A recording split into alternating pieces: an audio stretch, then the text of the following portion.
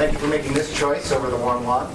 My name is Sam Merrill, and I am the Muskie School of Public Service contact and faculty member here for the SustainSouthernMaine partnership, which brings us here today for another knowledge-sharing session like many that we've had in the last 18 months now on affordable housing, local food, energy, placemaking, our changing demographics, immigration, regional transit finance. Anyway, the partnership involves almost 40 municipal governments, special purpose public organizations like community action agencies and housing authorities, nonprofit corporations like Avesta Housing, and public interest organizations like Maine. And it's aimed at encouraging cooperation across the region to support a variety of goals, including affordable housing and transportation choice, economic vitality, community and environmental health, and better focused investments. And here today, we're going to discuss current issues in climate adaptation and climate adaptation planning in particular. So we have 4 great speakers, and I want to alert you that to save time for discussion, we are skipping much by way of background and introduction to climate change issues and adaptation basics. We're going to jump right into some very substantive matter to try and really move these things forward, because 2 hours is not a long time to dive into an issue. And after the 4 speakers, we're going to try and tackle the 3 questions that are at the bottom of your agenda that are going to be, we're going to sort of set those discussions up by way of some of the speakers. So here's an overview of the talks. You can read the speaker bios in the back of the agenda, but again, to save time, I'll just mention the speakers' names and affiliations. First, we're going to have JT Lockman, formerly with Southern Maine Regional Planning Commission, where he did the work that he'll be describing. Very hot off the press, is cutting edge. It's receiving national attention right now on work on comprehensive planning work done in York. And it's about amending the comprehensive plan as an approach to climate adaptation planning, because this is an important talk, because there's some good debate out right now about, well, how effective is that as an approach, and how much should we really be doing that versus other kinds of approaches to responding to threats of climate change. It is the framework of the law within which we have to conduct much, if not all, of our land use planning activity, and yet there are some constraints and limitations, so it's important to have a discussion about when it's best to use this kind of a plan and how we can put our tools together most effectively. So you can have a few questions for him after his presentation, but we're going to save that for much of a discussion later. And there are copies that were out on the table. If you don't have them, that are the key sections of his amended comprehensive plan work that he did for all of you to be looking at while he's speaking. If you want, you could run out and grab a copy, but that's for everybody to take. Second, we're going to hear from Pete Stavinsky with the Maine Geologic Survey, who will describe technical and planning innovations around some climate adaptation work done recently in Lincoln County and elsewhere. And this is I think, in terms of knowledge sharing, you're certainly going to learn a lot about some cutting edge work he's done, pushing the envelope once again, as only Pete can do on technical issues, LiDAR massage and other things. Pete can't find the data that he needs. He'll create it in ways that work. But more importantly, in terms of lessons learned, I'm hoping that what you'll listen for is his manner of communication. I've been so impressed with Pete over the years, the way he is able to present very technical material in a way that's level and neutral and unbiased, and that works to engage people. He has so much experience in local communities in Maine, more than 10 presentations recently up and down the coast.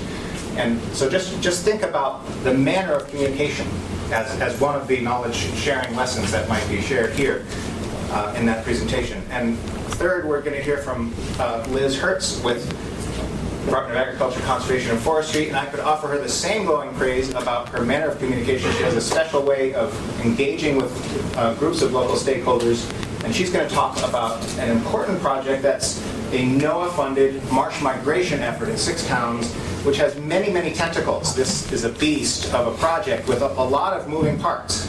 And I'm personally involved in several of them, both in my role at the university as a faculty member and in the company called Catalysis, where JT and I both also work.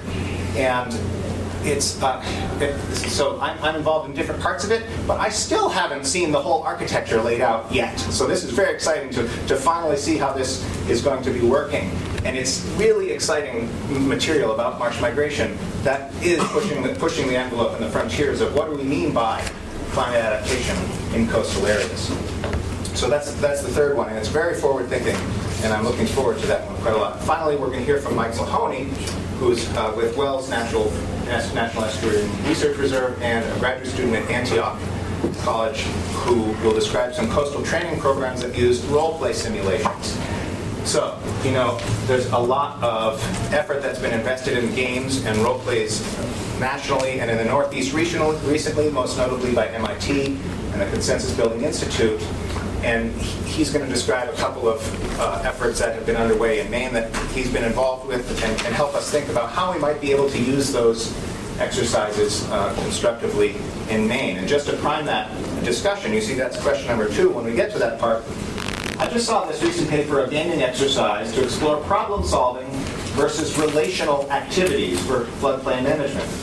Really great paper that had just come out, and it highlighted one of these things that I'm hoping you'll think about when he gives his presentation, because maybe we can dive into that in our discussion, which was the insights coming from this exercise were that the players in this role play, what they learned, what they got about, the insight was that the relational practices were key to problem solving.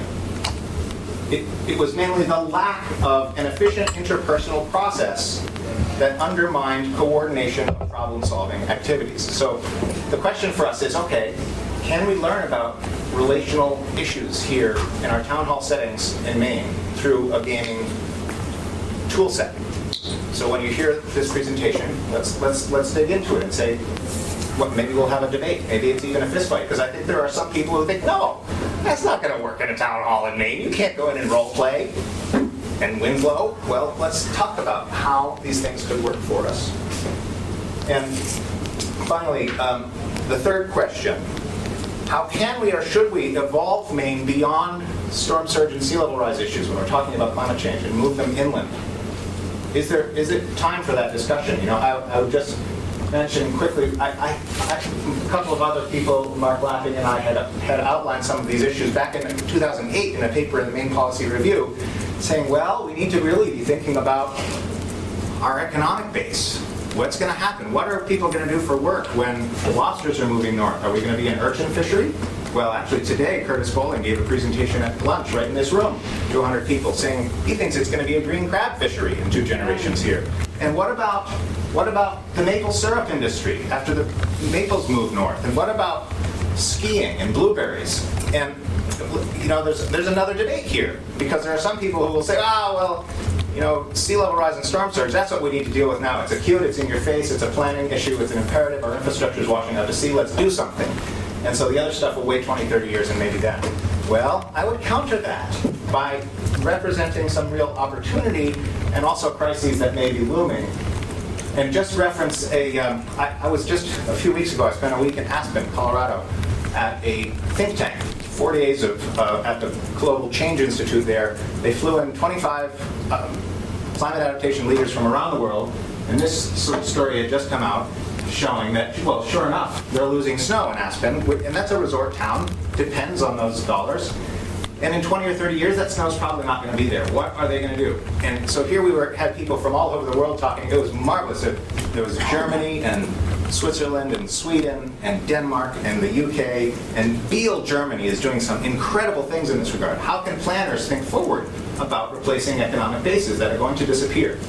And I would argue that we have similar analogs here in the US. Aspen, Colorado is a great one. We can look there. Those town planners are working very hard. We had them in the room talking with the Aspen Ski Corporation executives who were also in the room. And they were saying, how do we change the services we provide our communities so that when there's no more snow, we're going to be able to instead generate dollars and our new tax revenue from mountain bike competitions and international mountain bike races. Let's start building the constituencies for this new thing. That's going to take 10 or 20 years to do. By then, the snow will be gone. I'm just encouraging that whether you're in Newry, where it's Sunday River, or other communities around here, you can probably start helping your communities think some of these ways. It's not necessarily just that we're going to have a bigger storm. And with that, I think we should dive right into the substantive matter of the day. The real expert on this is really getting national recognition again. It's a very exciting piece that JT has done. So please, JT, take it away.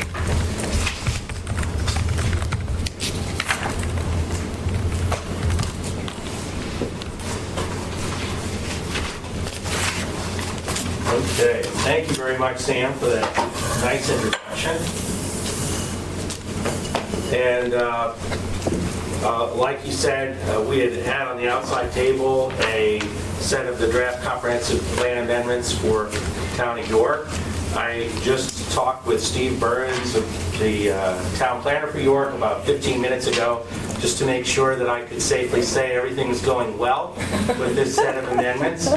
And there was a meeting a few days ago where the selectmen developed and signed the warrant, and this is an article on the warrant for town meeting on November 5th, Tuesday, and it's going on there without any big controversy, really. There seem to be bigger fish to fry, and surprisingly, maybe to some of you, this seems to be just moving along through the mill of municipal paperwork for that election. So my talk is called Amending the Comprehensive Plan to Set Implementation Strategies for Adapting to Sea Level Rise and Climate Change. And the work that York did on this initially was funded through Maine Department of Agriculture, Conservation, and Forestry to SMRPC. At the time, I was working with SMRPC. I haven't been there for a year, but this work was done a while ago, and the DACF gave a grant to SMRPC to help York with this. And York really was right to talk about this issue. They truly have too much water and not enough beach, considering the York Beach is a big tourist attraction there. That's a recent picture down below at high tide. Everyone has to sit on the rocks and wait for the tide to go out for the beach to come back. I know that if I were going to go for a beach vacation, I would be kind of looking for the dry beach to be there at all tides, and I wouldn't expect for half the day I'd be sitting on a rock waiting for the beach to come back. But apparently the tourists in York aren't getting used to this, that is what they're working with. And the top two pictures are of recent storms where sand and debris just went right up into town. So when people in York routinely are using the snowplow crews to clear seaweed and rocks off of these roads, so you don't really have to tell them that this is a problem, that this is happening. And when there are deniers, you can always talk about what's causing it, but the fact that it's happening is pretty obvious to the citizens of York. Now, I'm not going to go through these today. I printed this out for you so that you can take this home and do it yourself. There is an inventory and analysis that was prepared by Pete Slavinsky and Maine Geologic Survey for York as part of that grant and as part of the Coastal Hazard Resiliency Tool project that's in this. And I work with Pete to have meetings with their planning board and comp plan committee and staff to develop 17 implementation strategies to go in as an amendment to the comp plan. This is just one shot from the inventory analysis section, which shows potential flood inundation with the red damaged buildings are indicated with those red bars of what would be inundated if you took 1 meter of sea level rise and added it to the highest annual tide currently. And you can see that both Long Sands and Short Sands Beach in York, if you know this community, would be fairly well wrecked at that point at every high tide. The other thing that, I won't go into this, but Liz is going to be talking about this. There is a NOAA project of special merit, and one of the many subcomponents of that is to help Bodenham do the same thing that York has done. Bodenham hasn't started with this yet. They're interested in incorporating climate change, sea level rise into their comp plan, just like the way York did, and they will be able to get some funding through this NOAA project of special merit to do that. Why use the comp plan as a vehicle for this? All communities with a zoning ordinance are required to have a comp plan under Maine law right now. As you may know, the Maine DACF makes the rules for comp plan consistency review. Consistency review by them is not required. So if you do amend your comp plan, you could send it into the state for review if you wanted to, or you could go on your own and not ask for review. It's up to you. And usually the reason why you would want to do a comprehensive plan change is because if you do something to your floodplain management standards beyond the minimum requirements of FEMA, or if you do something to your shoreland zoning beyond the minimum requirements of DEP, it could be argued that you need to support that with comprehensive plan language. All municipal land use ordinances need to be consistent with the comp plan, and when new ordinances get proposed, there will usually be someone who's sophisticated enough in the audience to raise the issue, hey, does our comp plan say that you can have this kind of ordinance? Does our comp plan recommend this kind of ordinance right now? Or are you suggesting a new ordinance that is unsupported by the comp plan? Because if so, an argument can be made that this new ordinance that you're trying to put in shouldn't be enacted because the comp plan doesn't support it. There should be something in the comp plan about this first, or at least concurrent. So that's the situation we find ourselves in. If a community wants to do amendments to its comp plan, you could put on a town meeting warrant article or a city council agenda that the comprehensive plan can be amended and the ordinance enacted that you want to enact, but you don't have to submit those amendments for review with the state unless you want to. I mentioned that before. Some communities, such as the town of York, have been amending and adopting versions of their comprehensive plan for years and have chosen for years not to submit to the state for review. It makes for an interesting dynamic because sometimes they'll be challenged, well, why didn't you send it into review? Maybe it's because you didn't want it reviewed because you might get a bad review. They say, no, we just don't want to go through that process. We think our amendments are good. So that's probably a big topic for another day, but that is happening, that towns are essentially deciding, we're going to work on our comp plans, but we're not going to send them in for review.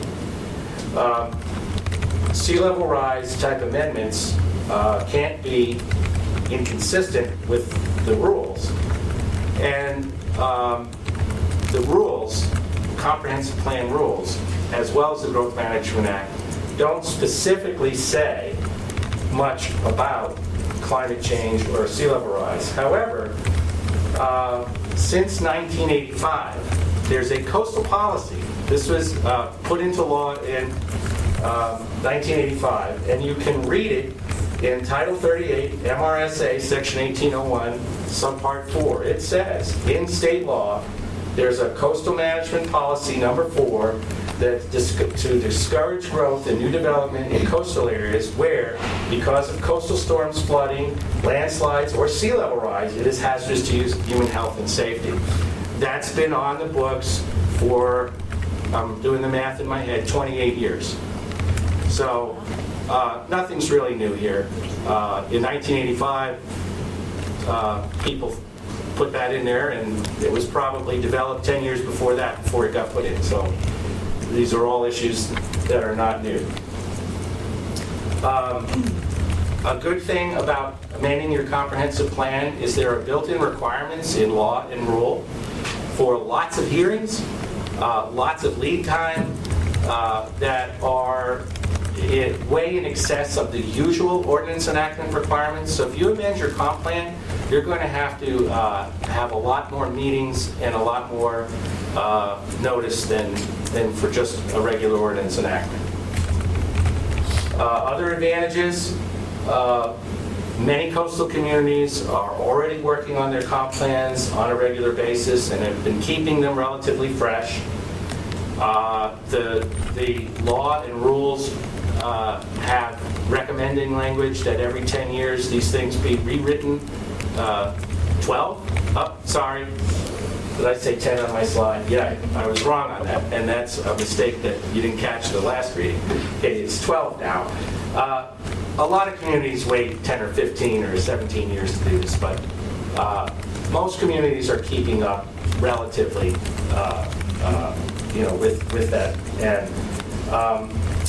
And I've got to say that the comprehensive plan process has not been without its detractors over the years, but in spite of all of the controversies that have been raised as the legislature has studied the issue time and again, and in spite of some of the recent changes in administration and so forth, the comprehensive plan process is still viable, it's still there, it's still on the books. A lot of rewriting of the rules was done in 2008 to tighten things up that had caused some earlier problems. And the process still is still the way to go. And why should we create brand new procedures for sea level rise planning when the comp plan amendment and comp plan process is there on the books, used by almost every town in Maine already? I'm always in favor of promoting an existing procedure to be used to deal with the problem rather than inventing something new. And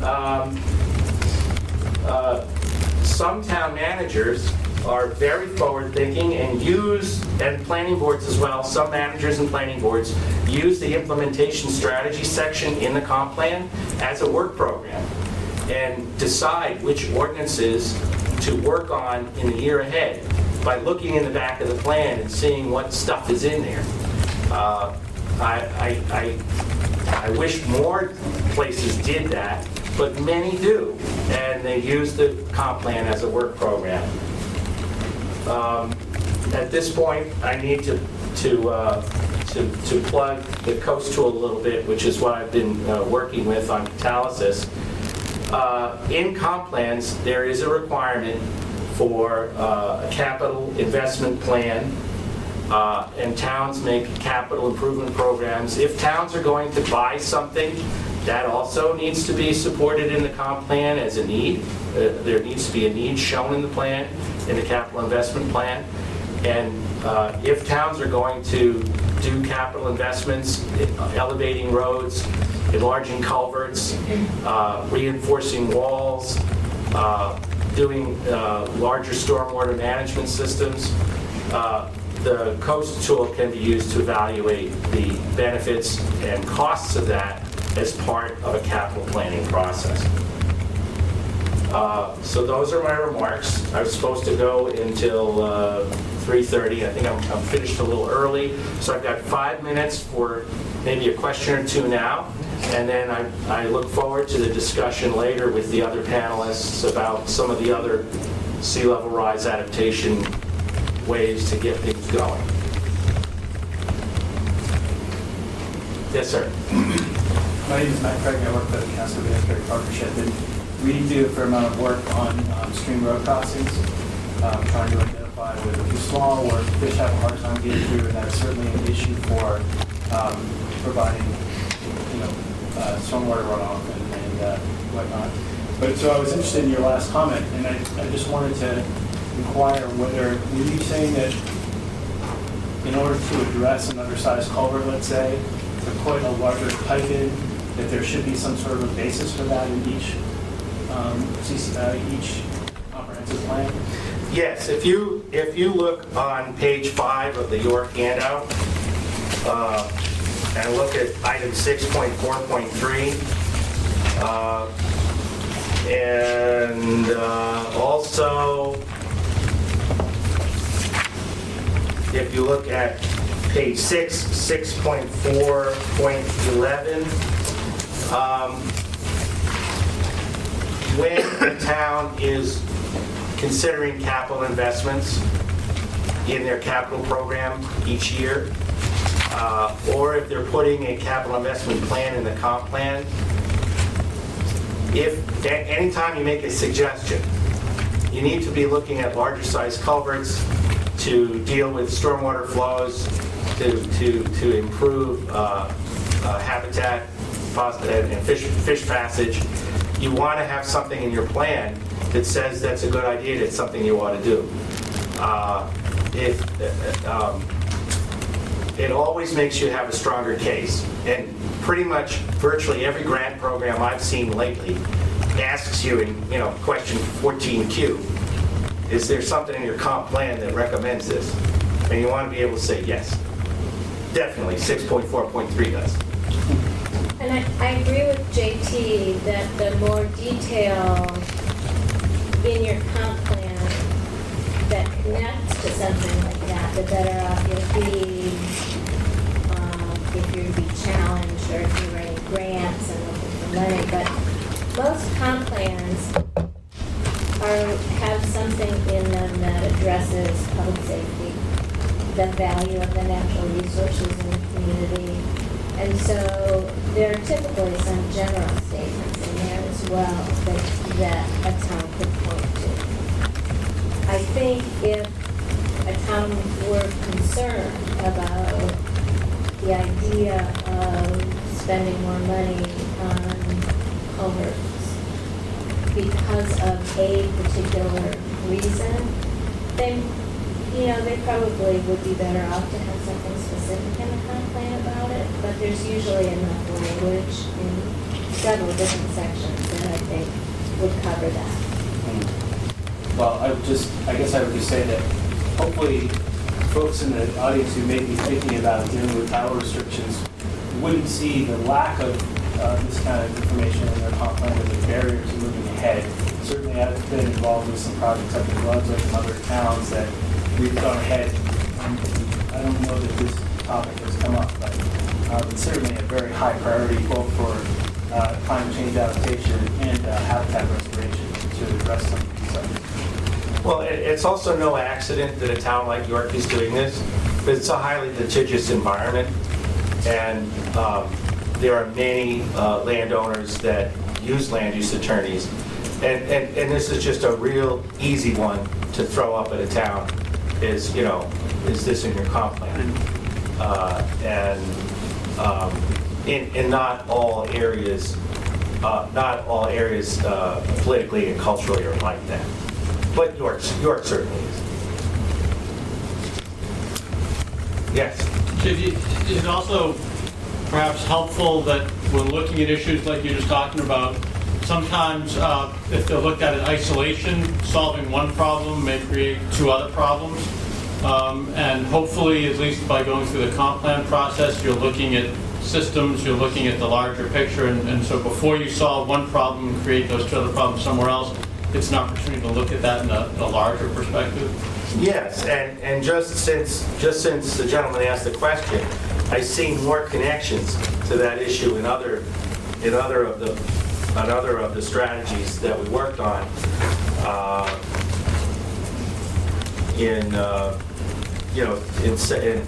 On page 7 in 6.4.13, it talks about runoff and impervious surface, and there's a lot going on in here. And during this process, the planning board and the comp plan committee really did try to bring a lot of diverse threads together. They're an MS4 community where they have to deal with stormwater. There are folks that are concerned about habitat and fish passage. There are folks concerned about flooding. So this chapter really does have its tentacles into all of those areas. Maybe we could save other questions for the next speaker. I think you'll see question 1 about that. Is it really a yes or no question, too, where we've got 2 pads here, and we'll have a yes pad and a no pad, right? So there are some opinions out there that even as efficacious as this might sound and, much good legal insurance it might provide you, there are still plenty of folks I hear who say, really, the whole comprehensive planning thing, even though it's the law under which we must operate, should be taken out to the parking lot for a drubbing, and we should just avoid it. And even if we're going to do it, let's not let the state know. These kinds of subtleties, it's worth a discussion to figure out what we really mean about these things. Are they effective? So.